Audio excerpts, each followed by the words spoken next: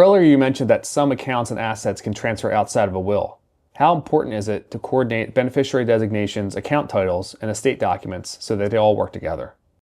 That's a good question because a lot of times what people say is, I have my estate. Okay.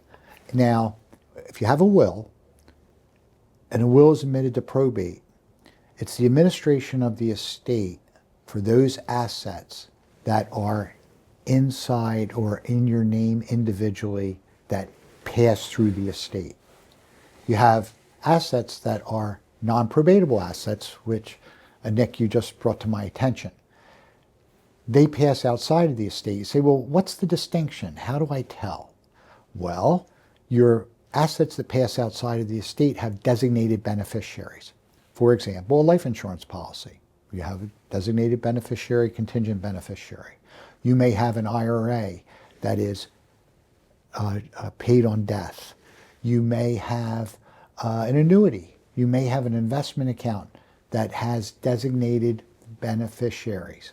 Now, the key there is that when people do estate planning, or if you have someone that's talking to a lawyer that might not know or not remember that those assets pass outside of the estate, you should, when you do a will or update your will, make sure at the same time you update your non-probatable assets because they don't pass through the estate.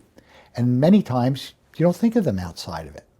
So in your mind, you say, okay, I've got my will. It's this pile of my assets that are going to be evaluated through or distributed through my will.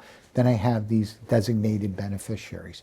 Now, when you update your will, I always advise people update your non-probatable assets because you could say to yourself, well, you might forget that you had, I'll use my name for an example, John as a beneficiary on this life insurance policy. You no longer like John. You want to take him off as that beneficiary. But you figure, well, I'm doing a will. It'll pass through the estate. Well, it doesn't. You die, John gets the benefit that it wasn't intended for him.